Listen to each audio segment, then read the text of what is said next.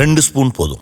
Line date syrup. இதுல iron, fibre, vitamins, நோய் எதிர்ப்பு சக்தி அதிகமா இருக்கு. Lion date syrup. அறுவை சிகிச்சையில்லா குணம், இது ஆயுட்கால நிவாரணம். டாக்டர் ஸ்ரீவர்மாஸ், சேலம் சிவராஜ் சித்த வைத்தியசாலை. தமிழ்நாட்டில் அனைத்து மாவட்டங்களிலும் மருத்துவ முகாம் தொடர்ந்து நடைபெற்று வருகிறது. மேலும் விவரங்களுக்கு www.sivarajsiddha.com. உங்களோட பேச்சு ரொம்ப நல்லா இருக்குது சார். அந்த வழியோடு சேர்ந்து அந்த விஷயங்களை நீங்கள் பகிர்ந்துக்கிட்டது ரொம்ப அழகாக சொல்லியிருந்தீங்க. நிறைய விஷயங்கள் நல்லா இருந்துச்சு. என்னோட ஒரு அரசியல் சார்ந்த கேள்வி, நீங்கள் பிஜேபியை மதவாத கட்சின்னு சொல்கிறீங்க. உங்களோட பார்வையில் அது எப்படி அந்த மதவாதம் அதை டிஃபைன் பண்ணுறீங்கன்னு கொஞ்சம் சொல்லுங்கள். அதை பிஜேபியோடைய தலைவர்களுடைய பேச்சுகளிலிருந்தே நீங்கள் கண்டுபிடிச்சிட முடியும்.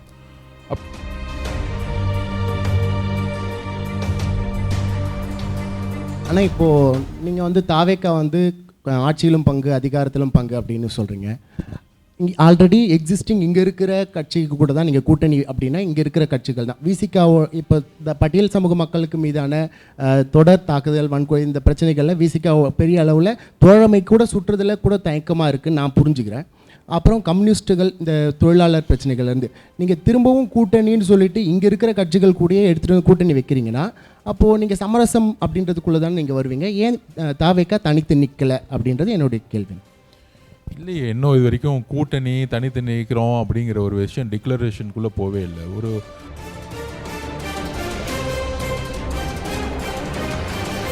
அம்பேத்கர் விஷயங்களை எவ்வளோ விஷயம் சொல்லியிருக்கீங்க, ரொம்ப சந்தோஷமான விஷயம்.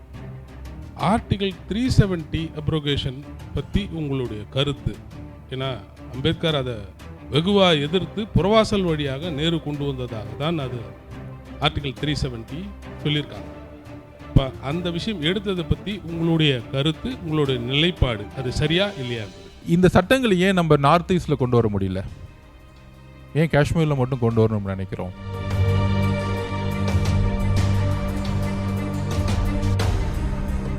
அந்த கேஷ் ஃபார் ஓட் அப்படின்ற விஷயம் எல்லா அரசியல்வாதிகளும் சொல்லிக்கிட்டு இருக்கிற ஒரு விஷயம். ஆனால் ஆம் ஆத்மியாக இருக்கட்டும், இருக்கக்கூடிய மற்ற கட்சிகள் எதையுமே அந்த அதிகாரத்துக்கு வந்ததுக்கு அப்புறமோ இல்லை அவங்க அதிகாரத்துக்கு வரக்கூடிய அந்த பயணத்தின் பொழுதோ அதை நடைமுறைப்படுத்தவே இல்லைன்றது யதார்த்தமான உண்மை. அந்த கேஷ் ஃபார் ஓட்டை எந்த கட்சியுமே இல்லாமல் பண்ணலை. இதில் உங்களுடைய ஸ்டாண்ட், அதாவது டிவிகேவோட ஸ்டாண்ட் தவிர இல்லை, அதுதான் நான் சொல்லுவேன். நான் எதுவும் சொல்லி தரலனே. இல்லை இந்த கேள்விகள் வரும்போது நான் இங்கே வரும்போதே நீங்கள்லாம் கேட்பீங்கன்னு எதிர்பார்த்து வந்தது தான். அதனால் அந்த கேஷ் ஃபார் ஓட்டுங்கிற ஒரு பயம்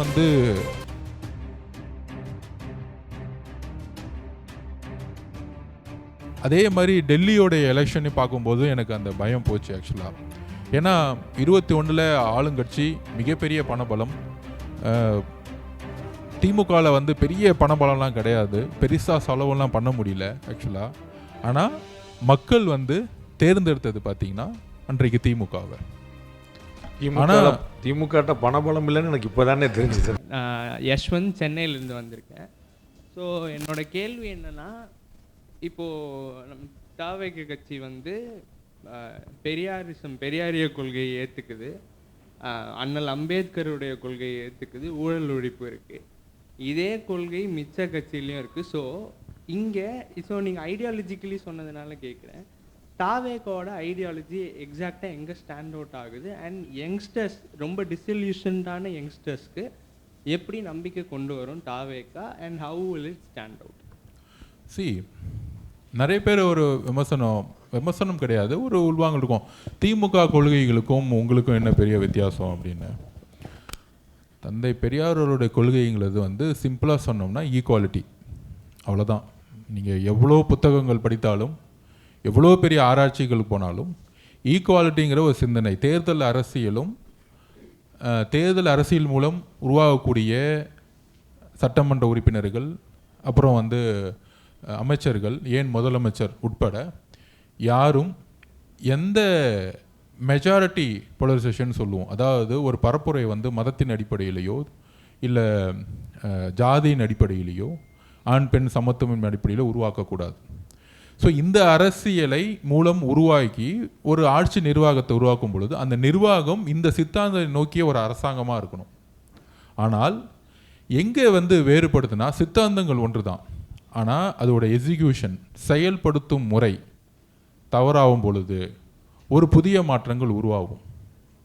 செயல்படுத்தக்கூடிய சித்தாந்தங்களை செயல்படுத்தக்கூடிய அந்த சித்தாந்தங்கள் மூலம் பிரச்சாரங்கள் மூலம் ஆட்சி நிர்வாகத்தை உருவாக்கும் பொழுது ஊழல் இல்லாமல் மக்கள் நலன் சார்ந்து மக்களுடைய வளர்ச்சி சார்ந்து, ஃபார் எக்ஸாம்பிள் நான் சிங்கப்பூர் லீக்வானை எப்பயுமே நான் வந்து முன்னாதாரமாக சொல்லுவேன். அவர்கிட்ட கொடுக்கும் பொழுது அந்த லேண்ட் வந்து ஒன்றுமே கிடையாது, ஒரு வேக்கண்ட் லேண்ட். ஆனால் அந்த ரிசோர்ஸை வச்சு எப்படி வந்து ஒரு நிர்வாக திறமை மூலயமா உலக நாடுகளுக்கு, ஏஷியாலேயும் சரி உலக நாடுகளுக்கு எந்த அளவுக்கு பொருளாதார கட்டமைப்பை உருவாக்குனார். அங்கே தமிழர்கள் இருந்தாங்க, சைனீஸ் இருந்தாங்க, சொந்த மக்கள் இருந்தாங்க, எல்லாரையுமே சமமாக வந்து ஒரு அரசியலை உருவாக்குறது வந்து சாதாரண விஷயம் இல்லை. அந்த அரசியலை உருவாக்கக்கூடிய அரசியல் இங்கே இல்லை. இங்கே வந்து அண்ணாவுக்கு அப்புறம் ஒரு குடும்பம் சார்ந்த கட்சியாக மாறியது. அதிலிருந்து ஸ்டாலின் சார் வந்து ஒரு டிஃப்ரெண்ட்டான ஒரு நிர்வாகம் கொடுப்பாரு அப்படின்னு ஒரு நினச்சோம். அது நடக்கலை. அப்போ ஒரு சித்தாந்தத்தையும் பேசி ஒரு நிர்வாகம் ஃபெயிலியர் ஆகும்போது ஊழல் கட்டமைப்பை உருவாகும். நிறைய பேர் என்ன ஒரு விஷயம்னா அந்த ஊழலை சாதாரணமாக எடுத்துக்கிறாங்க. அந்த ஊழலுடைய பிரச்சனை என்னென்னா, ஒரு அமைச்சர் சித்தாந்த ரீதியாக இருக்கலாம், ஆனால் எனக்கு நான் 1000 கோடி இந்த வருஷம் சம்பாதிக்கும் நிறைய பேர் சொல்லுவாங்க, திருடணும்னு நினைக்கிறார் அப்படின்னா அவருடைய மைண்ட் செட் என்ன அப்படின்னா அதுக்கான மனிதர்களை மீட் பண்ணுவார், அதுக்கான சித்தாந்தத்தில் ஈடுபடுவார், அதுக்கான செயல்களில் ஈடுபடுவார். அப்படி இருக்கும்பொழுது நிர்வாகம் வந்து மாற்றம். இவ்வளோ விஷயங்கள் பேசி நம்ம எதுக்கு ஆட்சி நிர்வாகத்துக்கு வரோம்? ஆட்சி நிர்வாகம்ங்கிறது வந்து மக்களுடைய ஒரு 5 வருஷம் கவர்மெண்ட் அடுத்த 20 வருஷத்துக்கான எதிர்காலத்தை உருவாக்கக்கூடிய ஒரு அடிப்படையை உருவாக்கக்கூடிய ஒரு அரசாக இருக்கணும். அதற்கு ஒரு தெளிவோ அதற்கு ஒரு செயல் திட்டமோ எதுவுமே இல்லாத பொழுது மக்கள் திருப்பியும் வந்து ஒரு புதிய ஒரு சித்தாந்தம் மட்டும் இல்லை, ஒரு புதிய நிர்வாகியை தேடுவாங்க.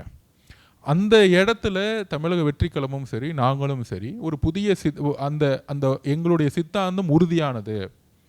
இப்போ ஃபார் எக்ஸாம்பிள் வந்து பெரியாரிசம் பேசுவாங்க. அண்ணன் செந்தில் பாலாஜி அண்ணனுக்கும் அண்ணன் வேலு அண்ணனுக்கும் அண்ணன் நேரு அண்ணனுக்கும் பெரியாரிசத்துக்கும் சப்போர்ட்டு எந்த விதமான சம்மந்தமே கிடையாது. ஆனால் நிர்வாகம் அவங்ககிட்ட தான் கிடக்குது. ஸோ அப்போ இந்த மாற்றங்களை உருவாகிறதுக்கு உண்மையான சித்தாந்தத்தை பேசக்கூடிய உண்மையான மக்கள் நிர்வாகத்தை, ஊழலா நிர்வாகத்தை கொடுக்கணும்னு நாங்கள் விரும்புகிறோம். அதுதான் மற்றவர்களுக்கும் எங்களுக்குள்ள வித்தியாசம்னு நாங்கள் வந்து எதிர்காலத்தில் நாங்கள் வந்து ப்ரூவ் பண்ணுவோம். வணக்கம் சார், என்னோட பேர் செல்வராஜ், நான் சென்னையிலேருந்து வரேன். ஸோ உங்களோட பேச்சு ரொம்ப நல்லா இருந்துச்சு சார். அந்த வழியோடு சேர்ந்து அந்த விஷயங்களை நீங்கள் பகிர்ந்துக்கிட்டது ரொம்ப அழகாக சொல்லியிருந்தீங்க. நிறைய விஷயங்கள் நல்லா இருந்துச்சு. என்னோட ஒரு அரசியல் சார்ந்த கேள்வி, நீங்கள் பிஜேபியை வந்து மதவாத கட்சின்னு சொல்கிறீங்க. உங்களோட பார்வையில் அது எப்படி அந்த மதவாதம் அதை டிஃபைன் பண்ணுறீங்கன்னு கொஞ்சம் சொல்ல முடியுமா? நன்றி சார். நீங்கள் தீன்தயாள் உபாத்யாயாவுடைய பொன்மொழிகளும் அவருடைய புக்கையும் நீங்கள் படிச்சிங்கன்னா தெரியும். ஒவ்வொருத்தருடைய சித்தாந்தங்கள் வந்து ஒவ்வொரு காலகட்டத்தில் உருவாகும். பொதுவாக வட மாநிலங்களில் வந்து ஹிந்து அண்டு முஸ்லீம்ஸுங்கிற பிரிவினை வந்து பிரிட்டிஷ் காலத்துலேருந்து உருவாக்கப்பட்டுச்சு. அதுக்கப்புறம் அன்றைக்கு இருந்த தலைவர்கள் வந்து என்ன மாதிரி பேசுனாங்க அப்படிங்கிற ஒரு விஷயம் நான் வந்து ரொம்ப டீட்டெயிலாக இங்கே பேச விரும்பலை, உங்களுக்கே தெரிஞ்சிருக்கும். ஒரு வலதுசாரி இயக்கமாக வந்து ஜனசங்கம் உருவாகி அதற்கான தேர்தல் அரசியலில் ஒரு சமூகம் சார்ந்து ஒரு இனம் சார்ந்து ஒரு அரசியலுங்கிறது அவங்களுடைய கொள்கையாக வைக்கும் பொழுது, அதான் நான் சொன்னேன் ஆரம்பத்திலே, ஒவ்வொரு கொள்கையும் சித்தாந்தமும் ஒரு தனிப்பட்ட மனிதன் உருவாக்கும் பொழுது அது மக்களால் ஒரு நேரத்தில் நிராகரிக்கப்படும், மக்களால் வந்து அக்செப்ட் பண்ணப்படும். ஆனால் எங்களுடைய கருத்துக்கள் பொறுத்த வரைக்கும் ஈக்குவாலிட்டிங்கிற சமூக சிந்தனையில் எப்பயுமே உறுதியாக இருக்கும் பொழுது தேர்தல் அரசியலுடைய வெற்றி வந்து எது மூலிமா உருவாகுது அப்படிங்கிறதான் கட்சிகளுக்குள்ள உள்ள வித்தியாசம். என்ன மாதிரி பிரச்சாரம், என்ன மாதிரி தேர்தல் அரசியல் உருவாக்குறோம், தேர்தல் அரசியல் மூலம் வெற்றி பெற்ற பிறகு அந்த அரசு உருவாக்கக்கூடிய பாலிசிஸ், செயல் திட்டங்கள் எதை சார்ந்து இருக்குது அப்படிங்கிற ஒரு விஷயந்தான் வட மாநிலத்துக்கும் இங்கே தென் மாநிலம் இருக்கிற முக்கியமாக தமிழகத்திற்கும் உள்ள முக்கியமான ஒரு வித்தியாசம். கண்டிப்பாக இது வந்து ஒரு டிபேட்டுங்கிறதோட பொதுவாகவே எல்லாருக்கும் தெரிஞ்ச விஷயம். மெஜாரிட்டி போலரைசேஷன்னு சொல்லுவோம், அண்ணனுக்கு அவர்களுக்கும் தெரியும். பொதுவாகவே தேர்தல் அரசியலில் இருக்கவங்களுக்கு எமோஷன்ஸ் இருக்காது. தேர்தல் அரசியலில் வெற்றி பெறணும், எப்படியாச்சும் வெற்றி பெறணும் அப்படிங்கிறது தான் ஒரு விஷயத்தை உருவாக்குவாங்க. நான் பார்த்த வரைக்கும் இது பண்ணால் வெற்றி பெறணும் இந்த இடத்துல, அவ்வளோதான். இப்போ வந்து ஜாதியே இல்லைன்னு சொல்லுவாங்க, ஆனால் வேட்பாளர்கள் போடும்பொழுது அந்த எங்கே பெரும்பான்மை ஜாதி எங்கே இருக்கோ அந்த பெரும்பான்மை ஜாதிக்கு கேண்டிடேட்ஸ் தான் போடுவாங்க. தலைவர் ஒரு கட்சியோடைய தலைவர் அவர்கள் வந்து நியூட்ரலைஸ்ட்னு இருப்பார், அதுக்கு அடுத்த லெவலில் நியூட்ரலைஸாக இருப்பாங்க. ஆனால் உருவாக்கப்படக்கூடிய எம்எல்ஏக்கள் வந்து ஜாதியோடைய கட்டமைப்பில் இங்கே இருந்துகிட்ருக்கும். அதான் நான் சொன்னேன், கேரளாவில் அது கிடையாது அப்படின்னு.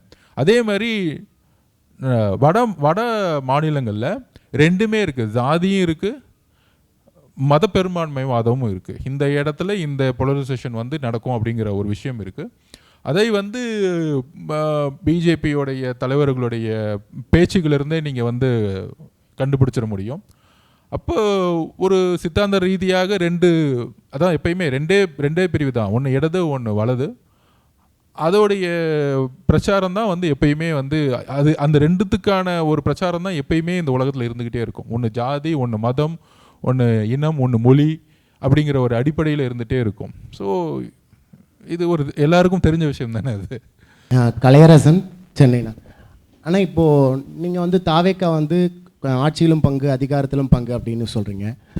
இங்கே ஆல்ரெடி எக்ஸிஸ்டிங் இங்கே இருக்கிற கட்சிக்கு கூட தான் நீங்கள் கூட்டணி அப்படின்னா இங்கே இருக்கிற கட்சிகள் தான். விசிகாவோ இப்போ இந்த பட்டியல் சமூக மக்களுக்கு மீதான தொடர் தாக்குதல், வன்கொலை, இந்த பிரச்சனைகளில் விசிகாவோ பெரிய அளவில் தோழமை கூட சுற்றுறதில் கூட தயக்கமாக இருக்குதுன்னு நான் புரிஞ்சுக்கிறேன். அப்புறம் கம்யூனிஸ்ட்டுகள், இந்த தொழிலாளர் பிரச்சனைகள்லேருந்து நீங்கள் திரும்பவும் கூட்டணின்னு சொல்லிட்டு இங்கே இருக்கிற கட்சிகள் கூடயே எடுத்துகிட்டு கூட்டணி வைக்கிறீங்கன்னா அப்போது நீங்கள் சமரசம் அப்படின்றதுக்குள்ளே தானே நீங்கள் வருவீங்க. ஏன் தாவேக்கா தனித்து நிற்கலை அப்படின்றது என்னுடைய கேள்வி. இல்லையே, இன்னும் இது வரைக்கும் கூட்டணி தனித்து நிற்கிறோம் அப்படிங்கிற ஒரு விஷயம் டிக்ளரேஷனுக்குள்ளே போவே இல்லை. ஒரு மக்களுடைய பிரச்சாரத்தை உருவாக்கணும்னு உருவாக்கிட்டு இருக்கோம். ஒவ்வொருடைய டெய்லி என்னென்ன பிரச்சனைகளோ வந்து தலைவர் அவர்களும் சரி கட்சியும் சரி அதுக்கான பிரச்சனைகளை வந்து குரல் எழுப்பிட்டே இருக்கிறோம். தலைவருடைய பயணம் வந்து தன்னுடைய வாழ்க்கையோடைய சொல்கிற மாதிரி உச்சத்தில் இருக்கும்போது ஒரு ப்ரொஃபஷனல் விட்டுட்டு வர்றதுங்கிறது சாதாரண விஷயம் இல்லை. இன்றைக்கி எல்லாரும் வந்து ஆட்சி நிர்வாகம் வந்த பிறகு சினிமாவை வந்து தொழிலாக மாற்றும் பொழுது உண்மையான சினிமா ஒரு தொழிலையும் உண்மையான ஒரு மிகப்பெரிய வருவாயையும் விட்டுட்டு மக்களுடைய பணிக்கு வரணும்னு நினைக்கக்கூடிய ஒரு தலைவராக தான் நான் அவரை பார்த்தேன். நல்லது செய்யணுங்க, அவரை பொறுத்த வரைக்கும் சிம்பிளாக சொல்லணும்னா நல்லது செய்யணும், நேர்மையாக இருக்கணும், நல்ல நிர்வாகம் கொடுக்கணும் மக்கள்கிட்ட, பெண் பாதுகாப்பு இருக்கணும். இதுதான் வந்து திருப்பியும் அவர் பேசிகிட்டே இருப்பார். அந்த ஒரு சிந்தனைகளில் என்ன மாதிரி பயணம்ங்கிறது மக்களே உருவாக்குவாங்க. It's too early. நான் எப்பயுமே தேர்தல் அரசியலில் வந்து 10 மாதம் 9 மாதம்லாங்கிறது எப்பயுமே 30-20 நாளுக்கு முன்னாடி தான் ஒரு விஷயமே நடக்கும். என்ன நடக்கும்னே யாருக்குமே தெரியாது. ஸோ மக்களுடைய பயணத்தில் மக்களே வந்து சொல்லுவாங்க, நீங்கள் எப்படி போகணும் அப்படின்னு வந்து நீங்கள் அந்த மக்களில் ஒவ்வொரு ஊராக அவர் வந்து சந்திக்கும் பொழுது அவர் வந்து உள்வாங்குவார். இது வரைக்கும் எங்ககிட்ட வந்து இப்படி செய்யலாமா அப்படி செய்யலாமாலாம் கேட்டதில் மக்கள் முடிவு பண்ணுவாருங்க நம்ம எந்த வழியில் போகணும் அப்படின்னு. அந்த மக்கள் முடிவு பண்ணும் பொழுது ஒரு நல்ல முடிப்பை தலைமையும் கட்சியும் வந்து உருவாக்கும். அதுக்கு முன்னாடி யார் வருவாங்க யார் போவாங்கிற சிந்தனையெல்லாம் இப்போதைக்கு எங்களுக்கு கிடையவே கிடையாது. ஹலோ சார், நான் ஆர்த்தி சுதர்ஷன், சென்னை. வணக்கம். ஸோ ஃப்ரீபீஸ் இதை பற்றின உங்களோட கருத்து என்ன? ஏன்னா எலெக்ஷன் அப்படின்னு வந்தாலே இப்போ சித்தாந்தத்தை பார்த்து ஓட்டு போடுறது ஒரு ரகம், ஃப்ரீபீஸ் அதை பேஸ் பண்ணி ஓட்டு போடுறதுன்றது இன்னொரு ரகம். ஸோ அது கொடுக்கறது சரியா தவறா உங்கள் கருத்து பிரகாரம் அதை நீங்கள் எப்படி பார்க்குறீங்க? உங்கள் கருத்து என்ன? இல்லை, ஃப்ரீ பீஸ்லேயே நிறைய முறைகள் இருக்குது. எது ஃப்ரீ பீஸ்ன்னு இருக்குல்ல ஆக்சுவலாக. இப்போ நான் வந்து ஃப்ரீ எஜுகேஷன் கொடுத்தாங்க, எனக்கு ஃப்ரீ ஸ்காலர்ஷிப்பில் ஸ்போர்ட்ஸ் பண்ணாங்க, எனக்கு கொடுத்தாங்க. நான் தான் சொன்னேன், என்னை பெட்ரோல் வழக்கில் தமிழக அரசு தான் என்னை வளர்த்துச்சுன்னு சொன்னாங்க. ஸோ அது ஃப்ரீன்னு சொல்லலாம். ஆனால் இன்றைக்கி நான் உட்காந்து பேசக்கூடிய அரசியலாக இருக்கட்டும், பேசக்கூடிய மொழியாகட்டும், எல்லாமே வந்து தமிழக அரசு கொடுத்த என் மேலே இன்வெஸ்ட் பண்ண ஒரு விஷயம். ஒரு தனிநபர் சார்ந்து என்னுடைய கல்விக்கு, என்னுடைய பயணத்துக்கு, என்னுடைய உணவுக்கு கிட்டத்தட்ட சிறு வயதிலிருந்தே கிட்டத்தட்ட உங்களுக்கு பார்த்திங்கன்னா ஒரு 10 வருஷத்துக்கு மேலே ஸ்காலர்ஷிப்லேயே இருந்து வந்தவன் நான். அப்போ ஃப்ரீ வந்து எது? கவர்ச்சிகரமாக மக்களை மயக்கிறதுக்கான ஃப்ரீபுங்கிறது வேறு, சமூக நீதியின் அடிப்படையில் எது தேவை அப்படிங்கிற ஒரு விஷயங்கிறது முக்கியம் நான் நினைக்கிறேன். முக்கியமாக வந்து ப்ரொஃபஷ்னல் எஜுகேஷனை எதிர்காலத்தில் ஃப்ரீயாக கொடுக்கணும்னு நான் நினைக்கிறேன். கல்வி, காமராஜர் அவர்கள் வந்து கல்வியை வந்து இலவசமாக கொடுக்கறதுக்கு ஃபவுண்டேஷன் பண்ணார். எதிர்வரும் காலத்தில் முக்கியமாக பெண்களுக்கான ப்ரொஃபஷ்னல் எஜுகேஷன் வந்து ஃப்ரீயாக கொடுக்கணும் அப்படிங்கிறது ஒரு ஒரு தாட்டு. அதுக்கு என்ன இன்வெஸ்ட்மெண்ட்டோ பண்ணலாம். அந்த மாதிரி அப்புறம் ஃப்ரீயாக கிடைக்கும்போது அதோட குவாலிட்டி எப்படி இருக்குது, அது ஒரு கொஸ்டின். இங்கே வந்து ஃப்ரீ மெடிசன்னு சொல்லுவோம், நல்ல ஹாஸ்பிட்டல் இருக்குங்கிறோம். ஆனால் காசு வச்சுருக்கவங்க கவர்மெண்ட் ஹாஸ்பிட்டலுக்குள்ளே போக மாட்டாங்க. ஆனால் அமெரிக்காவில் நான் போயிருக்கும்போது காசு வச்சுருக்கவன் காசு இல்லாதவன் அப்படிலாம் கிடையாது. யார் எந்த ஹாஸ்பிட்டல் வேணால் போகலாம். காசு இல்லாதவங்க பஸ்ஸில் போவாங்க. அந்த பஸ்ஸோட தரம் என்ன? இந்த இன்னும் வரும் அரசியலில் ஃப்ரீங்கிறதோட சேர்த்து தரமான ஒரு விஷயத்தை உருவாக்கணுங்கிறது தான் ஒரு முக்கியமான தாட்டாக நான் வந்து நினைக்கிறேன். ஃப்ரீ எஜுகேஷன் குவாலிட்டியாக இருக்கணும். நான் வந்து தமிழ் வழி கல்வியில் படிச்சுட்டு இருக்கும்போது நான் 11th and 12th வந்து எனக்கு கிளாஸ் ரூம்ஸே கிடையாது. நான் என்னுடைய ஜென்ரேஷனில் ஒரு மரத்துக்கடியில் தான் நான் படித்தேன் நான். ஏன்னா அந்த கட்டிடம் வந்து அவ்வளோ பழுதாக இருக்கும். அது சரி செய்கிறதுக்கே கிட்டத்தட்ட 18 மாதம் ஆகிட்டாங்க.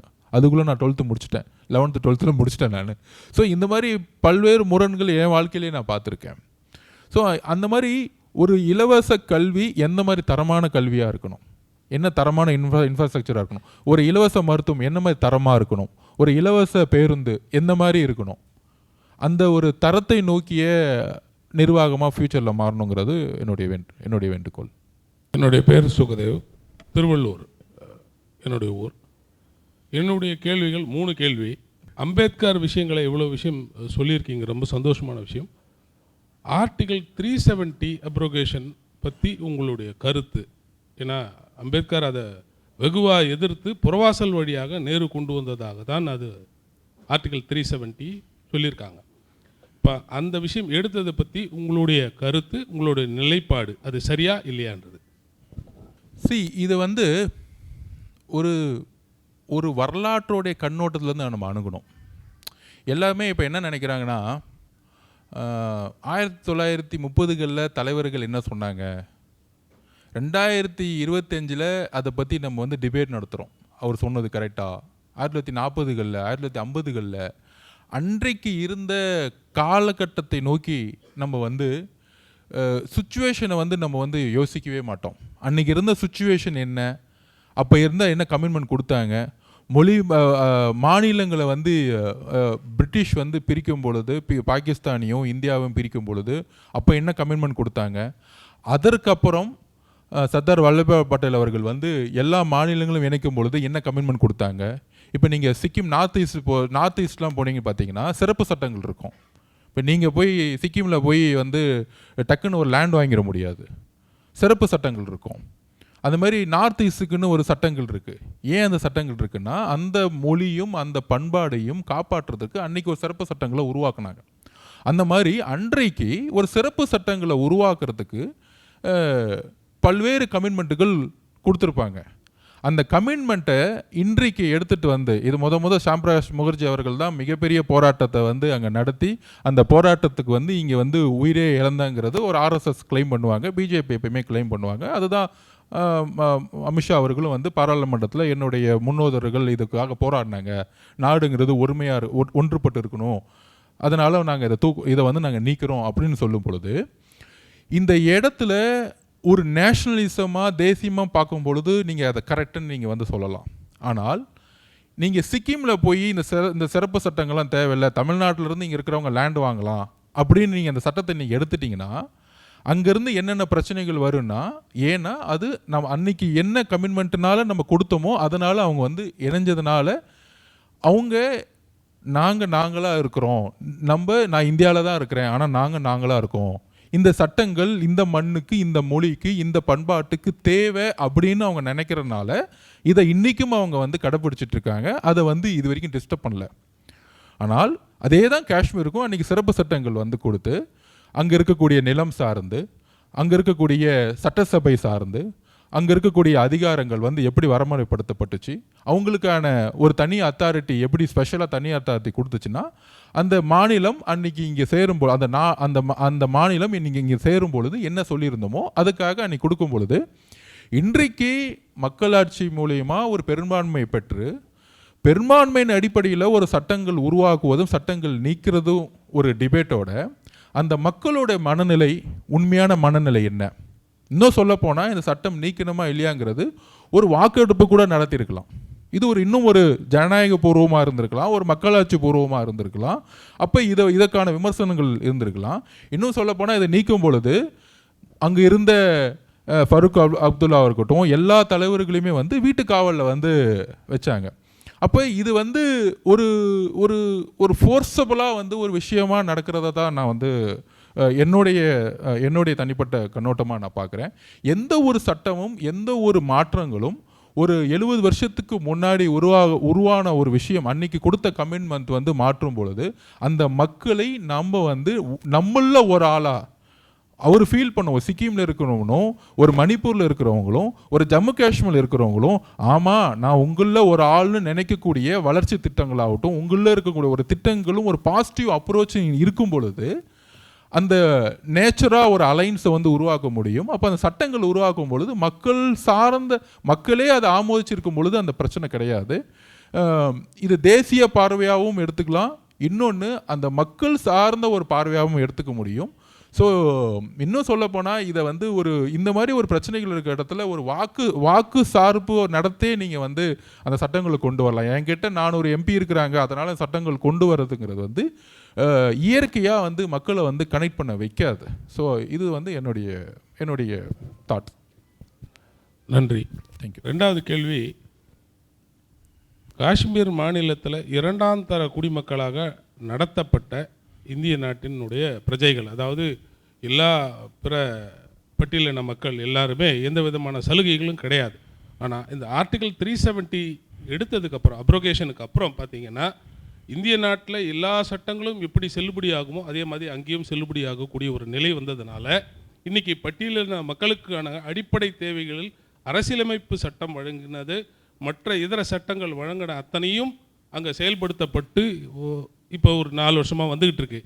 அது குறித்து உங்களுடைய நிலைப்பாடு என்ன, சரியா தவறா? இல்லை, அதுதான் நான் சொல்ல வரேன். நான் எதுவும் சொல்லி தரலனே, அவராக இல்லை இந்த கேள்விகள் வரும்போது நான் இங்கே வரும்போதே நீங்கள்லாம் கேட்பீங்கன்னு எதிர்பார்த்து வந்தது தான். அதனால் அதாவது இது என்னுடைய நிறைய சிந்தனைகள் நிறைய ஆராய்ச்சிகள் உட்பட்டு தான் நான் பேசுகிறேன். இது வந்து எதிர்பாராத கேள்வியெல்லாம் கிடையாது. இந்த சட்டங்களை ஏன் நம்ம நார்த் ஈஸ்டில் கொண்டு வர முடியல, ஏன் காஷ்மீரில் மட்டும் கொண்டு வரணும்னு நினைக்கிறோம்? அதுதான் சொன்னேன். காஷ்மீரில் நம்ம அதை கொண்டு வரும் பொழுது ஒரு பார்வைக்கு நம்ம இங்கே ஒரு தென் மாநிலங்களில் உட்காந்துக்கிட்டு இது வந்து எல்லாருக்குமான சட்டங்களை நம்ம உருவாக்கணும் அப்படின்னு நம்ம வந்து சொல்லும் பொழுது இங்கே இருக்கிற நமக்கு தெரியும். பொதுவாக நான் காஷ்மீருக்கு போயிட்டு வந்திருக்கேன். அப்போ வந்து அங்கே இருக்க மக்களுடைய இன்செக்யூரிட்டி என்ன, பொதுவாகவே ஒரு இன்செக்யூரிட்டி தான் ஒரு மிகப்பெரிய பிரச்சனை. ஒரு நாட்டில் நீங்கள் நார்த் ஈஸ்ட்லாம் பயணம் போனீங்கன்னு வச்சுக்கோங்களேன், என்ன கேட்பாங்கன்னா, நாகாலாந்து போனீங்கன்னா நீங்கள் இந்தியாவில் வந்தீங்களான்னு கேட்பாங்க. நீங்கள் அங்கே பயணம் பண்ணணும், அப்போ தான் தெரியும். இந்தியாவுடைய கட்டமைப்பு புரிஞ்சிங்கன்னா தமிழ்நாட்டில் இருந்து பார்த்தீங்கன்னா எல்லாமே உங்களுக்கு பர்ஃபெக்டாக இருக்கிற மாதிரி தெரியும். நீங்கள் நார்த் ஈஸ்ட்டுக்கு போய் மிசோரம் பக்கமோ மணிப்பூர் பக்கமோ நாகாலாந்து பக்கமோ போனீங்கன்னா நீங்களாம் இந்தியாவிலேருந்து வந்திருக்கீங்களான்னு கேட்பாங்க. அது நமக்கு ஃபஸ்ட் டைம் ஷாக்கிங்காக இருக்கும். நீனு இந்தியன் தானே அப்படின்னு சொன்னால் நான் இந்தியன்னு அவரே இன்னும் உணராமல் இருப்பாங்க. ஏன்னா அதுக்கான கட்டமைப்பும் வளர்ச்சிகளும் உருவாக்கப்படாத பொழுது இன்னும் அந்த நேஷ்னலிசம்ங்கிற ஒரு விஷயத்துக்குள்ளே இன்னும் உள்வாங்கலை. இதே தான் நான் காஷ்மீரில் பார்க்குறேன்.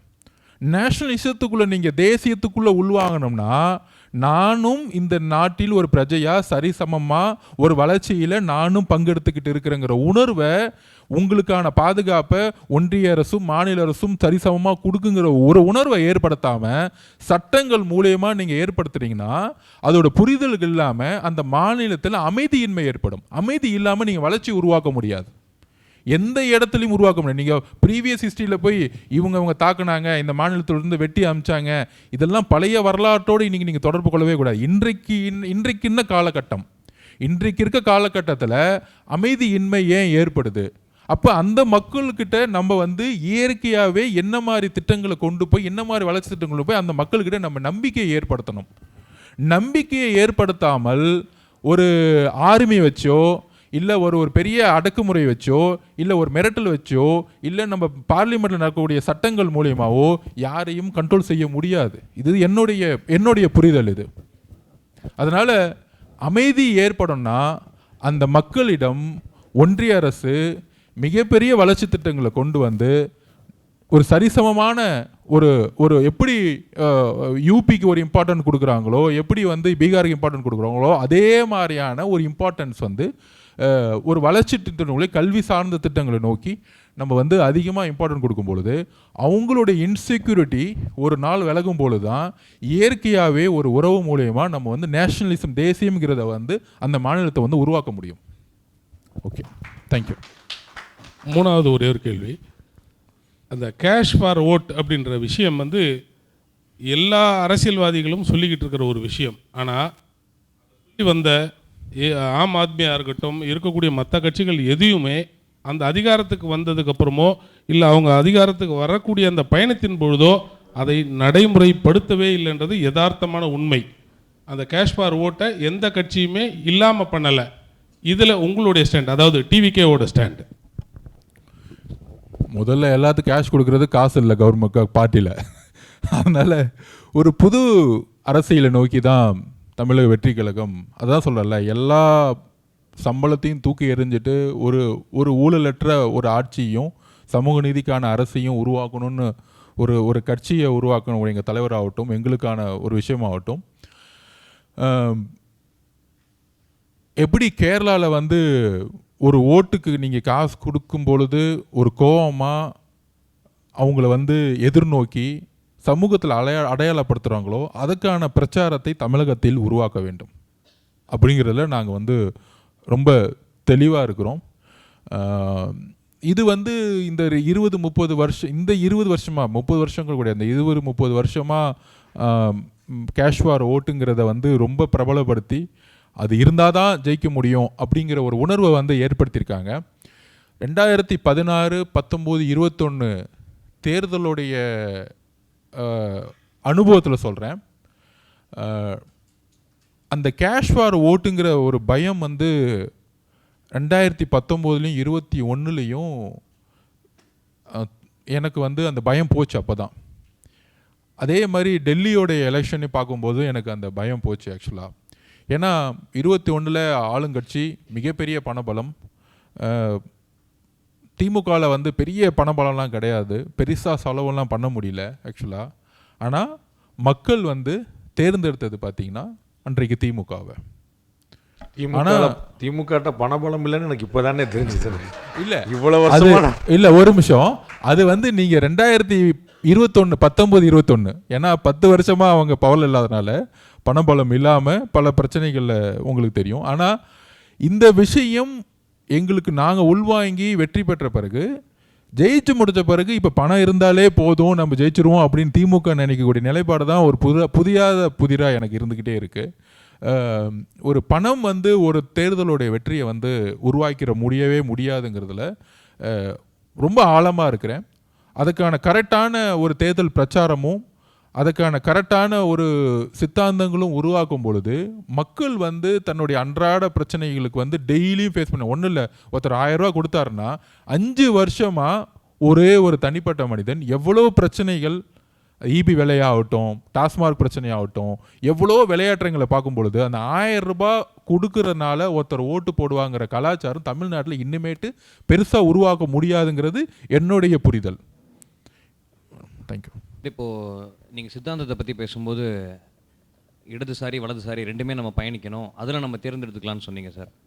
நான் பயணிக்குன்னு சொல்லலை, ஆராய்ச்சி பண்ணணும்னு சொன்னேன். ஆராய்ச்சி பண்ணி நம்ம அதில் நம்ம எந்த பாத்து சூஸ் பண்ணுறோமோ அதில் நம்ம ட்ராவல் பண்ணலான்னு சொல்லியிருந்தீங்க. நான் இப்போ ரெண்டுமே நான் ரெண்டுத்துல எந்த இடதுசாரி பக்கம் நீங்கள் வரணும்னு நான் சொல்லுவேன். ஓகே, ஆராய்ச்சி பண்ணணும்னு சொன்னேன். எதுவுமே லெஃப்ட் ரைட்டுன்னு தெரியாமல் நீங்கள் வந்து ஒரு விஷயத்தை உள்வாங்க முடியாது. கண்டிப்பாக. ஒரு எது நல்லது எது கெட்டதுன்னு தெரிஞ்சால் தானே ஒரு விஷயத்தை உள்வாங்க முடியும். கண்டிப்பாக. அதனால தான் ரெண்டுமே நீங்கள் பார்க்கணுன்னு சொன்னீங்க. அது ஒரு நல்ல ஆன்சராக இருந்துச்சு சார். இப்போது சித்தாந்த ரீதியாக பார்க்கும்போது தமிழ்நாட்டில் சித்தாந்தத்தின் அடிப்படையில் மக்கள் பிரதிநிதிகளை தேர்ந்தெடுக்கிறாங்களா அப்படிங்கிற ஒரு கேள்வி இருக்குது சார் எனக்கு. ஏன்னா 70 வருஷமாக ஈவே ராமசாமி அவர்களும் சட்டமேதை அண்ணல் அம்பேத்கரும் திராவிட முன்னேற்ற கழகம் எடுக்கிறாங்க, தமிழக வெற்றி கழகமும் அதே தான் சித்தாந்தமாக எடுக்கிறாங்க. இப்போ சித்தாந்தத்தை வைத்து மக்கள் தேர்ந்தெடுக்கிறாங்களா அப்படிங்கிற ஒரு டவுட் எனக்கு இருக்குது சார். நான் ஒரே ஒரு கொஸ்டின் உங்களை பார்த்து கேட்டுடுறேன் சார். என்னுடைய எம்எல்ஏவை இங்கே இருக்கேன் எல்லாத்துக்கிட்டையும் சார், என்னுடைய எம்எல்ஏவை நான் ஜாதி பார்த்து தேர்ந்தெடுப்பேன்னு கை தூக்குங்க பார்ப்போம். யாராச்சும் தைரியமாக சொல்லலாம். ஒன்று இல்லை ஜாதி பார்த்து இல்லை நான் கேட்குறது நீங்கள் தேர்ந்தெடுக்கிறது. கட்சிக்காரங்க எம்எல்ஏ கேண்டிடேட் போகிறத விடுங்க, நீங்கள் ஜாதியை பார்த்து எம்எல்ஏவை தேர்ந்தெடுப்பீங்களான்னு உங்களை கேட்குறேன் நான். ஜாதி பார்க்க முடியாத இந்த வரேன் ஜாதி பார்க்காத ஒரே ஆள் நான் தான். ஏன்னா எங்கள் கேண்டிடேட்டே போட மாட்டாங்க எங்கள் ஜாதியில். இல்லை இங்கே இருக்கிறவங்க கிட்டத்தட்ட 60-70 பேர் இருப்பீங்க, 100 பேர் இருப்பீங்க. இங்கே யாராச்சும் ஆமாம் சார் என் கேண்டிடேட் என்ன ஜாதின்னு பார்த்து நான் ஓட்டு போடுவேன் யாராச்சும் கை தூக்கலாம்? ஓகே, யாரும் பார்க்கல. மதத்தை பார்த்து நான் வந்து ஓட்டு போடுவேன் அப்படின்னு நீங்கள் யாராச்சும்? சரி, 2 பேர், 100ல் 2 பேர். அண்ணன் வந்து சனாதன கிளாஸ்லாம் எடுத்திருக்காரு, ஆனால் 100ல் 2 பேர் தான் கை தூக்கியிருக்கீங்க. ஓகே, அடுத்தது ஆண் பெண் பார்த்து, இது பெண்ணு இது ஆண் அப்படின்னு ஜெண்டரை பார்த்து யாராச்சும் ஓட்டு போடுவீங்களா? அதுக்கப்புறம் இவர் நிறைய பணம் கொடுக்குறாரு அதனால் இவருக்கு ஓட்டு போடலாம் அப்படின்னு யாராச்சும் ஓட்டு போடுவீங்களா? சும்மா உங்களுடைய ஃப்ராங்காக சொல்லுங்கள். 2 பேர், 100ல் 2 பேர் மதத்தை பார்த்து ஓட்டு போடுவோன்னு சொல்லிட்டாங்க. மீதி 98 பேர் வளர்ச்சி நேர்மை அடிப்படையில் ஓட்டு போடுவோன்னு சொல்லிட்டீங்க. இதுதான் தந்தை பெரியாருடைய வெற்றி. நீங்கள் தந்தை பெரியாரை பற்றி படிச்சிருக்க வேண்டாம், அம்பேத்கரை பற்றி படிச்சிருக்க வேண்டாம். ஆனால் தேர்தல் அரசியலில் இதையெல்லாம் நான் பார்த்து கடைப்பிடிக்கலன்னு சொல்லிட்டு நீங்கள் வந்து கை தூக்கல. இங்கே தான் இந்த சித்தாந்தம் இருக்குது. சித்தாந்தம் நம்முடைய கல்வியோடைய அமைப்பில் உள்வாங்கிட்டாங்க. அதை உருவாக்கியது அன்றைக்கு தந்தை பெரியாரோட சித்தாந்தமும் அண்ணாவுடைய வழிகாட்டுதல்களுங்கிறது என்னுடைய புரிதல். பட் நீ கேட்ட கேள்விக்கு சித்தாந்த ரீதியாக நம்ம இருக்கிறோமா அப்படின்னா, ஒரு தேர்தல் அரசியலில் நம்ம தேர்ந்தெடுக்கக்கூடிய தலைவர்கள் தான் ரொம்ப முக்கியமான விஷயம். நம்ம பெரியாரை பற்றி படிச்சிருக்க வேணாம், அண்ணாவை பற்றி படிச்ச சித்தாந்தம்ங்கிற பெரிய வார்த்தையாக இருக்கலாம், ஐடியாலஜிங்கிறது ஒரு புரியாத சொல்லாக கூட இருக்கலாம். ஆனால் இன்றைக்கி 18 வயசு இருக்கிறவங்க, 20 வயசு இருக்கிறவங்க நான் ஜாதிலாம் பார்க்க மாட்டேங்க, மதம்லாம் பார்க்க மாட்டேங்க அப்படின்னு ஒரு நினைக்கக்கூடிய சிந்தனை இருக்குல்ல, இதுதான் தமிழகத்தோடைய பாசிட்டிவாக நான் பார்க்குறேன். நான் ஒரு நிமிஷம் உட்காருங்க, ஒரே புரிஞ்சுக்கிட்டேன். நான் வந்து 1.5 மணி நேரம் தொண்டை தண்ணி வத்த பேசினாலும் அண்ணே மாற மாட்டார். அவர் 1.5 மணி நேரம் தொண்டை தண்ணி வத்தினாலும் நான் மாற மாட்டேன். அதனால நீங்க எல்லாம் வந்து எதுக்காக கை தூக்கலன்னு எனக்கு தெரியும். சரிங்களா? அது விட்டுருங்க. இல்லை அது விட்டு ஒரு வருஷம் என்னோட கேள்வி வந்து வக்ஃப் திருத்த சட்டத்துக்கு எதிராக வந்து திருச்சியில் பார்த்தோம் அப்படின்னா திருச்செந்தூரில் இருந்த அந்த மக்கள் எந்த அளவுக்கு அவதிப்பட்டாங்க, அவங்க கண்ணீர் விட்டாங்கன்னு பார்த்தோம். அண்ட் 1500 வருடங்கள் பழமையான சோழா டெம்பிள், நீங்கள் தமிழை வந்து இது பண்ணுறதுனால சொல்கிறேன், அதுவும் அங்கே இருந்தது. ஆனால் அந்த மக்களுக்காக போராடாத தாவேகா வக்ஃபுக்காக மட்டும் ஏன் போராடிச்சு? அந்த மக்களுடைய கண்ணீர் வந்து தாவேகாக்கு தெரியலையே. ஓகே, இது மைண்டில் இருக்க சொல்லாமா? பிஜேபியோட ஸ்டாண்ட் என்னன்னு சொல்லாமா? உங்களுடைய என்ன தோணுது சொல்லலாம். நீங்க எது வந்து ஆஃப் த ரெக்கார்ட் சொன்னாலும் அது ஆஃப் த ரெக்கார்ட் ஆயிரும். இல்லை எந்த வந்து ஆஃப் ரெக்கார்டே கிடையாது எப்பயும். ஸோ இது வந்து ஒரு நகரம் சார்ந்து ஒரு இடம் சார்ந்து பிரச்சனை கிடையாது. இது ஏன் வந்து எங்கள் தலைவரும் நம்மளும் கையில் எடுத்தோம்னா, இந்த நாட்டில் 3 செக்மெண்ட்ஸ் வந்து ஹை ப்ரெஷராகவே இன்னும் இருந்துக்கிட்டு இருக்காங்க, சர்ப்ரஸாக இருந்துகிட்ருக்காங்க. அதில் ஃபஸ்ட்டு நாங்கள் சொல்கிறது வந்து பெண்கள். அது எந்த கம்யூனிட்டியாவானா இருக்கட்டும், ஃபார்வர்ட் கேரக்டாக இருக்கட்டும், தலித்தாக இருக்கட்டும், எதாக இருக்கட்டும், பெண்ணுன்னு பிறப்பால் வந்து ஒரு ப்ராப்பர்ட்டி ரைட்ஸோ ஒரு ப்ரொஃபஷ்னல் எஜுகேஷன் மூலியமாக ஒரு ஒரு ஒரு லீடர்ஷிப் போஸ்ட் போகக்கூடிய பிரச்சனையாக இருக்கட்டும், எல்லா இடத்துலையுமே உடல் சார்ந்து மொழிகள் வந்து வர ஆரம்பிச்சிடும். ஜாதியே பெண்ணுடைய திருமணத்தின் அடிப்படையில் இருக்கும். திருமணம் இல்லைனா ஜாதி நாளைக்கு வந்து ஒழிச்சிடலாம் அப்படின்னு தான் பெரியார் சொல்லுவார். ஸோ அதுக்குள்ளே போக விரும்பல, விட்டுருங்க. ஸோ அந்த மாதிரி பெண், அதுக்கப்புறம் வந்து இஸ்லாமிய தோழர்கள், தலித் மக்கள், இது 3மே பை பிறப்பின் அடிப்படையில் பல்வேறு பிரச்சனைகள் வந்து தினமும் ஃபேஸ் பண்ணிகிட்டே இருப்பாங்க. அதனால தான் பார்த்தீங்கன்னா எப்பயுமே இவங்க ஐசோலேட் ஆகிட்டே இருப்பாங்க. சமூகத்தில் ஒரு ஆளாக இருக்க முடியாது. இன்றைக்கி பெண் வந்து 11 மணிக்கு வெளியே போனால் நீ வந்து உடல் ரீதியாக ஒரு இடத்துக்கு போயிட்டு வந்தியான்னு கேட்கக்கூடிய ஒரு சமூகமாக தான் இருந்துகிட்ருக்கு. தலித் மக்கள் தன்னுடைய இருப்பிடத்தையே தனியாக இருக்கக்கூடிய இடத்துல தான் இருக்கிறாங்க. அதேமாதிரி இஸ்லாமிய தோழர்களும் பார்த்திங்கன்னா எப்படி தலித் மக்கள் மாதிரியோ அவங்களுக்கான ஒரு இருப்பிடம் பார்த்திங்கன்னா அவங்க ஒரு கம்யூனிட்டியாகவே இருந்துகிட்ருப்பாங்க, ஒரு யூனிட்டியாக ஒரு இடத்துல இருந்துகிட்ருப்பாங்க. அப்போ இந்த சமூகம் வந்து தனித்து விடப்பட்டிருக்கு, ஐசோலேட் ஆகிருக்கு. இப்போ ஒன்றும் இல்லை, நீங்கள் இவ்வளோ 100 பேர் இருக்கீங்க, உங்களை மட்டும் கூட்டிகிட்டு வந்து இங்கே ஓரமாக உட்கார வச்சா நீங்கள் உட்கார முடியாது, 10 நிமிஷத்துக்கு மேலே நீங்கள் உட்கார முடியாது. இதுதான் யதார்த்தம். அப்போ நாடு நீங்கள் இதை வந்து பின்னாடி போகணும். 1947 ஏன் காந்தி கொல்லப்பட்டார், இந்த ஹிஸ்ட்ரியை நீங்கள் அதுதான் சொன்னேன் நான். ஒரு கொஸ்டின்ஸ் ஒரு ரைஸ் ஆகுது அப்படின்னா, ஒரு ஆர்எஸ்எஸ் சித்தாந்தமும் ஒரு பிஜேபியும் சட்டம் கொண்டு வராங்கன்னா, இந்த சட்டத்தோடைய வந்து 100 வருஷத்துக்கு முன்னாடியே அவங்க வந்து உருவாக்குனது. அவங்க ஏன் இதை கொண்டு வரணும், அவங்களுடைய ஐடியாலஜி என்ன, அந்த ஐடியாலஜிக்கு இந்துக்களுடைய கன்சாலிடேஷன் என்ன, முஸ்லீமோடைய ஆப்போசிட்டில் யார் இருந்தாங்க, இதெல்லாம் நீங்கள் வந்து அந்த காலத்துலேருந்து படிச்சுட்டு வரும்பொழுது, அன்றைக்கு நாடு பிரிவினை ஏற்படும் பொழுது, இந்தியா பாகிஸ்தான் பிரிவு காந்தி ஒரு முடிவு பண்ணார். மதத்தால் நாடு பிரியணும் அப்படின்னு நினைக்கும்போது காந்தி பிரியவே கூடாதுன்னு நினச்சாரு. அது உங்களுக்கு தெரிஞ்சிருக்கும். ஆக்சுவலாக ஒன்றா தான் இருக்கணும்னு நினச்சாரு. இன்ஃபேக்ட் போனால் முகமது அலி ஜின்னாவே நீங்கள் பிரைம் மினிஸ்டராக போடுங்கன்னு சொன்ன ஒரு எக்ஸ்ட்ரீம் தலைவர் அவர். ஆக்சுவலாக ஒரு முஸ்லீம் கூட முஸ்லீம் வந்து பிரைம் மினிஸ்டராக இருக்கட்டும் அப்படின்னு சொன்ன ஒரு காந்தியோடைய அட்வான்ஸ் திங்கிங் லீடர் அவர் ஆக்சுவலாக. ஆனால் அது நடக்காத பொழுது, முரண்பட்டு இருக்கும் பொழுது, முஸ்லீம்கள் இங்கே இருக்கக்கூடிய முஸ்லீம்கள் போக வேண்டிய அவசியம் இல்லை அப்படின்னு வந்து ஒரு செக்குலரிசமாக ஒரு கண்ட்ரி மாறுது. அங்கே தான் செக்குலரிசம் ஏன் வருது அப்படின்னா, பாகிஸ்தானுக்கும் நமக்கும் உள்ள வித்தியாசம் என்னென்னா, அவங்க மதத்தின் அடிப்படையில் ஒரு மெஜாரிட்டி ரிலிஜனை பேஸ் பண்ணி கான்ஸ்டியூஷனை உருவாக்கும் பொழுது, அன்றைக்கு இருந்த தலைவர்கள் செக்குலரிசம் பேஸ் பண்ணி ஒரு கான்ஸ்டியூஷனையும் செக்குலரிசம் பேஸ் பண்ணி ஒரு அரசியலையும் உருவாக்கணும்னு முற்படும் பொழுது, அன்றைக்கு அம்பேத்கர் அவர்கள் இந்த பிரச்சனைகள்லாம் எதிர்காலத்தில் இருக்காமல் இருக்கிறதுக்காக தலித் மக்களுக்கான ஒரு சிறப்பு அதிகாரத்தை கொடுத்தாங்க. உங்களுக்கு தெரியும், ரிசர்வேஷன் ஆகட்டும், எல்லாமே இருக்கட்டும். அதுமாரி பெண்களுக்கான ஒரு ஈக்குவாலிட்டிக்கான ஒரு சிஸ்டத்தை கான்ஸ்டியூஷன் உருவாக்குனார். அதோடு சேர்ந்து சிறுபான்மை மக்களாக இருக்கக்கூடிய not only Muslim, Christian, six, அந்த மாதிரி நிறைய பிரிவுகள் இருக்கும் பொழுது அவங்களுக்கு சிறப்பு சட்டங்களை உருவாக்கணும்னு உருவாக்குனார் ஆர்டிக்கலில். இதோடைய வெளிப்பாடு தான் நீங்கள் பார்த்தீங்கன்னா ப்ராப்பர்ட்டி ரைட்ஸ்ன்னு பார்த்தீங்கன்னா, பெண்களுக்கு பெருசாக ப்ராப்பர்ட்டி இருக்காது, தலித்துகளுக்கு இருக்காது, இஸ்லாமியர்களுக்கு இருக்காது. அப்போ இந்த சட்டங்களை மாற்றுறதுக்காக தான் வக்ஃப் சட்டத்தை ஒரு ஈஸி பண்ணாங்க. ஆக்சுவலாக இதெல்லாம் அந்த காலத்தில் இப்போ ஃப்ரீடமாக இருக்கும்போது இங்கேருந்து லாகூர் போனவங்கெல்லாம் இங்கேருந்து என்னோடய லேண்டெல்லாம் விட்டுட்டு போகும்போது இந்த லேண்டெல்லாம் இந்த மசூதிக்கு நான் எழுதி கொடுத்துட்டேன், சொல்லிட்டு போயிடுறேன்னு சொல்லிட்டு போனதை அவங்க கண்ட்ரோல் பண்ணி வச்சுருந்தாங்க. அதில் முரண்பாடுகள் இருக்கலாம், சட்ட ரீதியான சிக்கல்கள் இருக்கலாம். ஆனால் பெரும்பான்மையாக பார்க்கும் பொழுது இன்றைக்கி இஸ்லாமிய தோழர்களுக்கு பெரிய சொத்து உரிமைகள் கிடையாது. அப்படி சொத்து உரிமைகள் இல்லாத போது வக்ஃப் கீழே இருக்கக்கூடிய பல்வேறு மசூதிகள் கீழே இருக்கக்கூடிய சொத்துக்களை வச்சு தான் அவங்க இன்றைக்கு பொருளாதாரத்தை உருவாக்கிட்டு இருக்காங்க.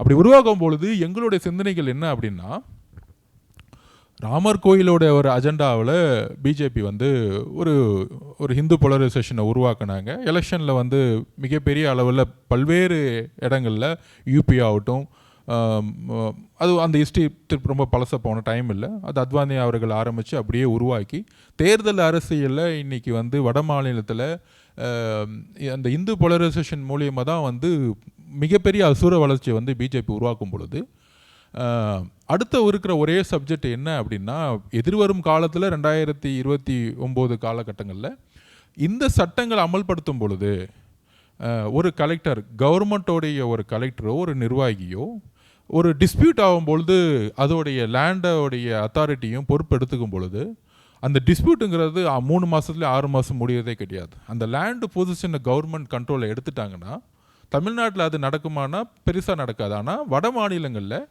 அந்த நிர்வாகி அந்த கவர்மெண்ட் அந்த லேண்டை கண்ட்ரோலை எடுத்துட்டாங்க அப்படின்னா, அந்த வக்ஃப் மூலியமாக இருக்கக்கூடிய லேண்ட் பேங்க் இருக்குது பாருங்கள், கொஸ்டின்ஸ் ஆகும். இன்ஃபேக்ட் இன்னொரு கொஸ்டின் கேட்போம், ராமர் கோயில் கட்டி முடிச்சுட்டாங்க, சுப்ரீம் கோர்ட்டில் செட்டில்மெண்ட் ஆகி, ஆனால் இஸ்லாமிய தோழர்கள் இன்செக்யூரிட்டி ஆகாமல் இருக்கணும்னா என்ன பண்ணியிருக்கணும்னா, ராமர் கோயில் கட்டி அவ்வளோ ஸ்பீடாக கட்டி முடித்து எலெக்ஷன் முன்னாடி திறந்த அந்த சமயத்தில் அதே டைமில் ஒரு மசூதியும் கட்டியிருக்கலாமே அவங்களுக்கு கொடுத்த இடத்த. அது ஏன் கட்டாமல் விட்டாங்கங்கிறது இன்றைக்கி ஒரு கொஸ்டின் இருந்துகிட்டு இருக்குல்ல. அங்கே தானே வந்து நியூட்ரலாலிட்டி கொஸ்டின் ஆகுது.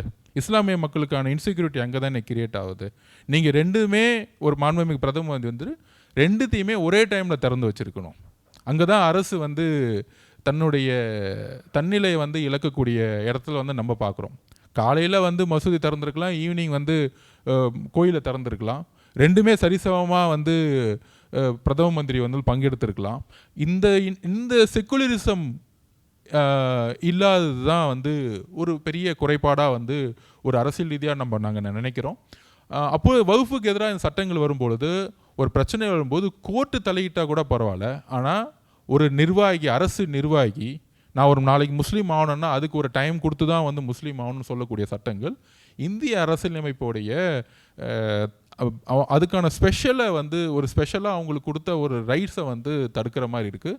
அதை உள்வாங்கினதுனால தான் சுப்ரீம் கோர்ட்டு அந்த 2 சட்டத்தையும் இன்றைக்கு நிறுத்தி இருக்குது. அதை ஒன்றிய அரசே கமிட்மெண்ட் கொடுத்து இன்றைக்கு நிறுத்தியிருக்கு. இன்றைக்கி வந்து ஜட்ஜ்மெண்ட் வந்து இன்ட்ரீம் ஜட்ஜ்மெண்ட் வந்து ரிசர்வேஷனில் இருக்குது.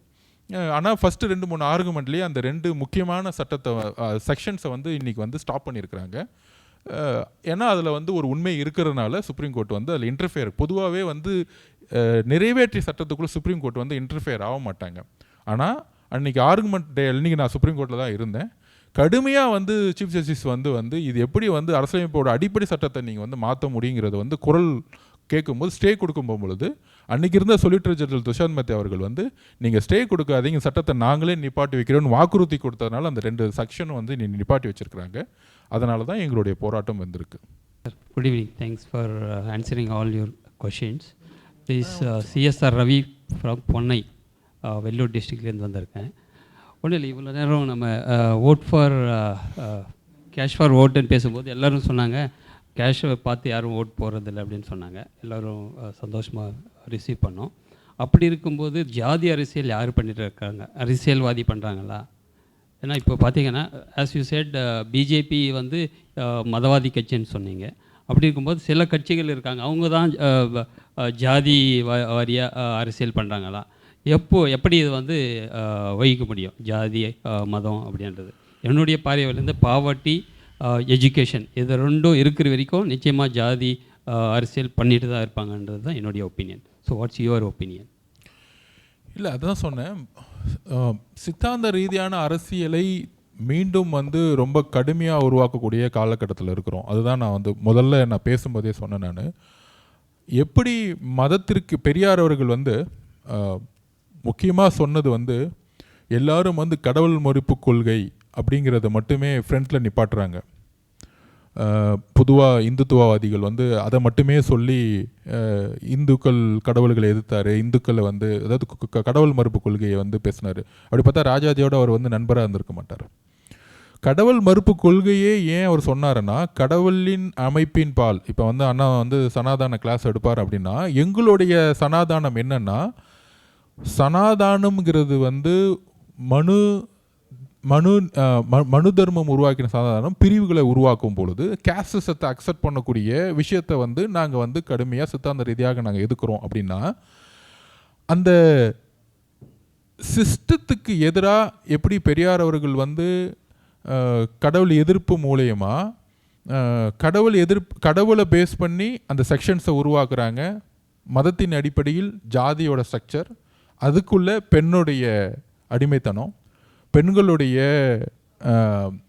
திருமணம், அந்த திருமணம் வந்து அந்த திருமணம் வந்து அந்த ஜாதிக்குள்ளேயே இருக்கணுங்கிற ஒரு தோற்றம், ஒரு உணர்வு. அப்போ அதுக்குள்ளேயே வந்து ஒரு திருமணம் நடப்போன்னா அந்த பெண் வந்து கல்வி அறிவு பிரியக்கூடாது. இப்படிங்கிற இந்த சிஸ்டத்துக்குள்ளே வந்து பெண் இருக்கக்கூடாதுங்கிறதுக்காக தான் அந்த பெண் ஏன் அடிமையானாலும் நீங்கள் படிச்சிங்கன்னா தெரியும். இந்த ரூல்ஸ் எல்லாம் விட்டுட்டு நீங்கள் வெளியே வாங்க அப்படின்னு ரொம்ப எக்ஸ்ட்ரீமாக போயிட்டார். அவர் அதாவது ஒரு தலைவர் வந்து ரொம்ப எக்ஸ்ட்ரீமாக சிந்திக்க போயிட்டாங்கன்னா, இந்த சயின்டிஸ்ட்டுக்கிட்டலாம் நீங்கள் பேசுனீங்கன்னா 10 நிமிஷம் உட்கார முடியாது. ஏன்னா ரொம்ப அட்வான்ஸாக திங்க் பண்ணுவாங்க. அடுத்த 70 வருஷத்துக்கு என்ன தேவை, அடுத்த 100 வருஷத்துக்கு என்ன தேவை அப்படின்னு ஒரு மனிதன்கிட்ட ஒரு சராசரி மனிதன் வந்து இன்றைக்கு என்ன நடந்துகிட்ருக்குன்னு வந்து பேச முடியாது. ஸோ பெரியார் அவர்களுடைய கருத்துக்கள் நீங்கள் படிக்கும்போதே சாக்ரட்டிஸோட கருத்துக்கள் பார்த்தீங்கன்னா அப்படி தான் இருக்கும். நீங்கள் பெரியார் அவர்கள் கருத்துக்கள் வந்து நீங்கள் விமர்சனம் எவ்வளோ பேசினாலும் சாக்ரட்டிஸோட கருத்துக்கள் பார்த்தீங்கன்னா ரொம்ப பழமைவாத கருத்துக்களுக்கு கடுமையாக எதிர்ப்பு தெரிவிச்சிருப்பார். அப்போ வெஸ்டர்ன் ஃபிலாசபிஸில் வந்து நீங்கள் படிச்சிங்கன்னா தெரியும். அப்போ பெரியாரோட ஃபிலாசபிகள் வந்து மத பெரும்பான்மை வாதத்தை வந்து உள்வாங்கி அண்ணாவும் எல்லாரும் உள்வாங்கி அது தேர்தல் அரசியலில் கொண்டு வந்தால் தவறுங்கிறத ப்ரூவ் பண்ணியாச்சு. அதனால தான் இன்றைக்கி பிஜேபி எவ்வளோ கடுமையாக முட்டினாலும் மோதினாலும் தேர்தல் அரசியலில் இங்கே வெற்றி பெற முடியாது. தேர்தல் அரசியல் வெற்றி பெற முடியாத பொழுது பாலிசியை உருவாக்க முடியாது, அதிகாரத்துக்குள்ளே வர முடியாது. அப்போ இதை உருவாக்கிட்டு ஜாதி அரசியலை கையில் எடுத்துட்டாங்கிறது என்னுடைய விஷயம். இப்போ கம்யூனிஸ்ட் தோழர்கள், மார்க்சிஸ்ட் கம்யூனிஸ்ட் தோழர்கள் பார்த்தீங்கன்னா ஜாதி அரசியலுக்கு கடுமையாக வந்து போராடிட்டு இருப்பாங்க. ஆனால் திராவிட அரசியலை பேசியவர்கள் எல்லாருமே பேசுபவர்கள் எல்லாமே மத பெரும்பான்மைவாதத்தை எந்த அளவுக்கு கடுமையாக ஒழிக்கிறோமோ இது திருமாவளவனும் பதிவு பண்ணிகிட்டே இருப்பார். கடுமையாக எதிர்க்கிறோமோ ஜாதி அரசியலை பேசும்பொழுது அமைதியாயிடுவாங்க. இதுக்கான ஜாதி அரசியலும் ஊழல் எதிர்ப்பும் எதிர்கால அரசியலுக்கான முக்கியமான செய்தியாக மாறும். அதுமாதிரி நீங்கள் கேஷ்வார் ஓட்டுங்கிறது பார்த்தீங்கன்னா மக்கள் வாங்கிக்குவாங்க, ஆனால் கேஷ் கொடுத்தா நீ எல்லோரும் வாங்கிக்குவாங்க. ஆனால் அவங்களுக்கு ஒரு புரிதல் வந்துருச்சு, இந்த எல்லா பணமும் என்கிட்டேருந்து நீ கொள்ளை அடித்து எனக்கே கொடுத்துக்கிட்டு இருக்க, என் தலைவனை நான் யாருக்கு ஓட்டு போகணுங்கிற புரிதல் இப்போ வந்துருச்சுங்கிறது என்னுடைய பயணத்துலேருந்து எனக்கு நிறைய தெரிஞ்சிச்சு. அதனால் எதிர்காலத்தில் மத பெரும்பான்மைவாதம் ஜாதியை எதிர்க்கக்கூடிய அழித்தலுக்கான ஒரு அரசியலும் ஊழல் ஒழிப்புக்கான ஒரு சித்தாந்த அரசியலை உருவாக்கணுங்கிறது எங்களோட நிலைப்பாடு. சரவணன், கோயம்புத்தூர்லேருந்துங்க. ஒரு clarification and one question. Clarification வந்து பார்த்தீங்கன்னா நீங்கள் சொன்னீங்க பேசும்போது அயோத்தியில் வந்து செக்குலராக இருந்திருக்கணும், ரெண்டுமே வந்து அட் அ டைமில் ஓப்பன் பண்ணியிருக்கணுங்கிற மாதிரி சொன்னீங்க கவர்மெண்ட்டு. அது வந்து கட்டினது வந்து ராமர் கோயில் கட்டினது வந்து கவர்மெண்ட்டோ பிஜேபியோ கிடையாது, தனி அசோசியேஷன் ட்ரஸ்ட் ஃபார்ம் பண்ணி டொனேஷன் மூலியமாக கட்டப்பட்டது. அது அதுக்காக பிரதமர் அழைச்சிருக்காங்க, பிரதமர் போனாங்க. அதே மாதிரி மசூதி கட்டி அவங்க அழைச்சாங்கன்னா போவாங்கன்னு நம்புகிறேன் நான். அடுத்த கொஸ்டின் பார்த்தீங்கன்னா வந்து டாக்டர் அம்பேத்கர் வந்து இல்லை, ஒரே நிமிஷம் அந்த கேள்வி பதில் சொல்லுறேன். அதோட உண்மைகள் என்னன்னு எல்லாத்துக்கும் தெரியும், அது பார்த்தா அப்படி தெரியும் ட்ரஸ்ட்டு அதெல்லாம் என்னென்னா இது இந்தியாவில் ஒரு மிகப்பெரிய பிரச்சனையாக இருந்தது எல்லாத்துக்கும் தெரியும். அது மூலியம் மிகப்பெரிய கலவரங்கள் உருவாச்சுன்னு தெரியும். 2 சமூகங்களுக்குள்ள மிகப்பெரிய பிரிவுகள் ஏற்பட்டுச்சுன்னு தெரியும். ரெண்டாவது, அந்த லேண்டு வந்து ஒரு சமூகம் சார்ந்து இஸ்லாமிய தோழர்கள்கிட்ட பல வருஷங்கள் கூட இருந்துச்சுன்னு தெரியும். அப்படி வந்து சட்டத்தின் மூலயமா அந்த லேண்டு வந்து ராமர் கோயில் கட்டும் பொழுது ஒரு கவர்மெண்ட்டே வந்து நினச்சிருக்கலாம் அந்த மக்களுக்கு நம்ம வந்து இது ஒரு விஷயம் பண்ணி கொடுத்துருக்கலாங்கிறது, ஒரு மத நல்லிணக்கத்தின் அடிப்படையில் பண்ணியிருக்கலாங்கிறது என்னுடைய சிந்தனை. ஆக்சுவலாக அது பண்ணியிருந்தா இன்னும் வந்து இந்த 2 சமூகத்துக்குள்ளே இருக்கக்கூடிய இடைவெளி வந்து இன்னும் வந்து அதிகமாக வந்து இருந்திருக்குங்கிறது என்னுடைய புரிதல். என்னோடய கொஸ்டின் வந்து பார்த்தீங்கன்னா டாக்டர் அம்பேத்கர் அவர்கள் வந்து கான்ஸ்டியூஷன் மூலமாக ரிசர்வேஷனை வந்து தாழ்த்தப்பட்ட மக்களுக்கு வந்து நிறைவேற்றி கொடுத்துருக்காரு. பார்த்தீங்கன்னா ரிசர்வேஷன் வந்து கிட்டத்தட்ட 75 இயர்ஸ் ஆயிடுச்சு.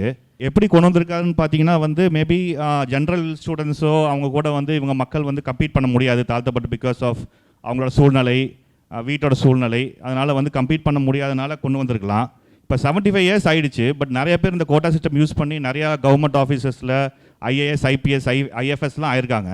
இப்போ அந்த அவங்களோட பையனோ அவங்களோட பேரனோ இப்போவும் வந்து அந்த கோட்டா சிஸ்டம் மூலயமா படிச்சுட்ருக்காங்க.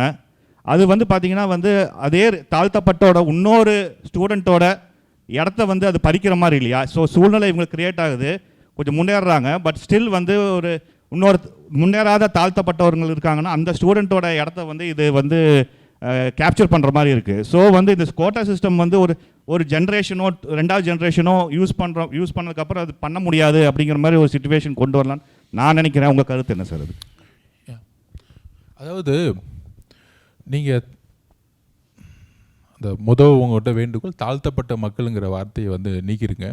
நம்மள ஒரு மக்கள் அவங்க. ஆக்சுவலாக நம்மளுடைய தலித் தோழர்கள், முக்கியமாக schedule caste and schedule tribes பீப்புளுக்கு வந்து ஒரு சிறப்பு இடஒதுக்கீடு வந்து கான்ஸ்டிடியூஷனில் வந்து கொடுத்தது எதனால் அப்படின்னா பொருளாதார ரீதியான வளர்ச்சி கிடையாது, சமூக நீதிக்கான ஒரு இடஒதுக்கீடு. அது சமூக நீதி அப்படின்னா நீங்கள் இன்றைக்கி கலெக்டராக இருப்பீங்க, ஜட்ஜாக இருப்பீங்க, ஆனால் ஒரு தலித் தன்னுடைய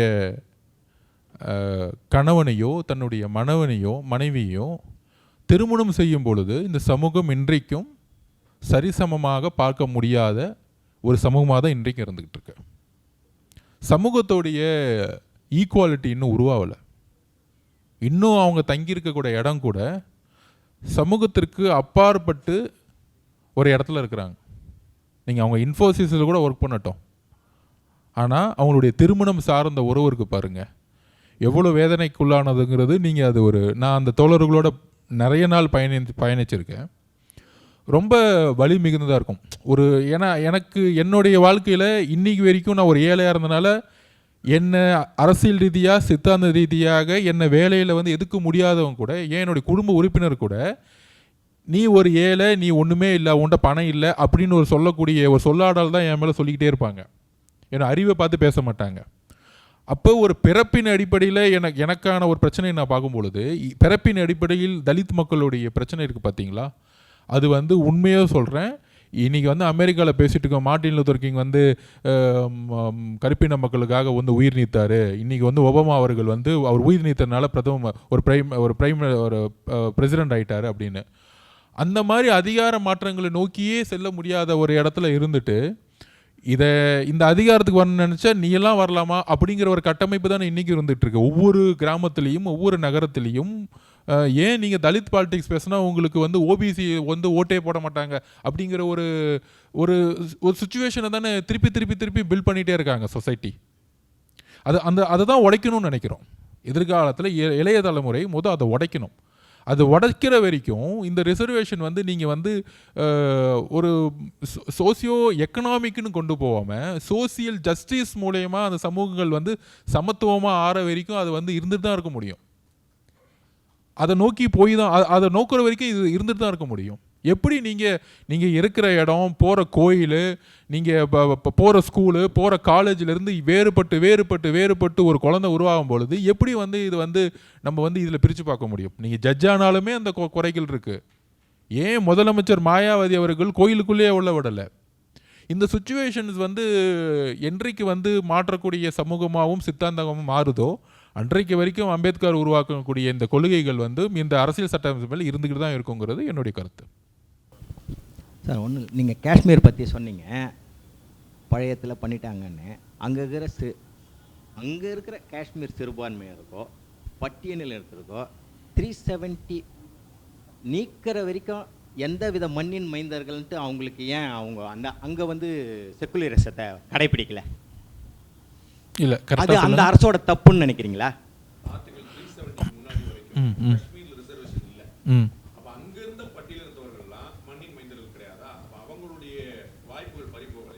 அதே மாதிரி அங்கே இருந்த சிறுபான்மையர்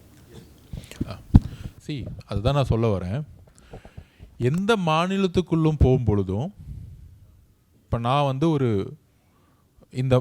இந்த மாநிலத்துக்குள்ளே இருக்க பிரச்சனைகளை நான் சொல்ல முடியும், என்னென்ன பிரச்சனைகள் இருக்குன்னு. ஆனால் ஒரு சட்டம் வெளியிலிருந்து வரும் பொழுது, ஒரு ஒன்றிய அரசு மூலமா வரும் பொழுது ஒரு அமைதியின்மை உருவாகணும்னு நான் சொல்ல வரேன். எல்லாத்தோடையும் ஒரு கன்சாலிடேஷன் இருக்கும். இப்போ அங்கே பெரும்பான்மைக்கும் அங்கே இருக்கிற பண்டிட்டுகளுக்கும் சண்டைகள் இதெல்லாம் நீங்கள் பார்க்கும் பொழுது ஒரு சிக்மெண்ட்டாக பார்க்கும் பொழுது ஒரு மிகப்பெரிய தவறுகள்ங்கிற ஒரு விஷயம் ஒரு ஆர்குமெண்ட் நடக்கும். ஆனால் ஓவரால் வியூவில் பார்க்கணுங்கிறது என்னுடைய கருத்து. ஒரு மாநிலத்தில் இருக்கவங்க கூடிய எல்லா தரப்புக்கான ஒரு முடிவை எடுக்கணும். இது சட்டமாக நம்ம உருவாக்கிட முடியாது. கண்டிப்பாக அங்கே பல குறைகள் இருக்கும். அங்கே இருக்கக்கூடிய ரிசர்வேஷனில் இருக்க பீப்புளுக்கு நிறைய விஷயங்கள் நடக்காமல் வந்திருக்கலாம்.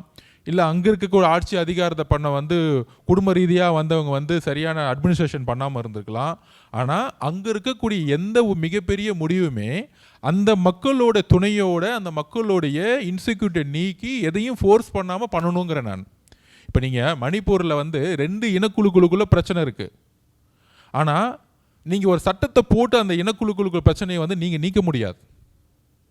நீங்கள் இயற்கையாக பார்த்தா இவங்க ஒரு இனக்குழு பண்ணுறது கரெக்டு, ஒரு இனக்குழு விக்டிமாக இருக்காங்க அப்படின்னு நம்ம சண்டை போடலாம்.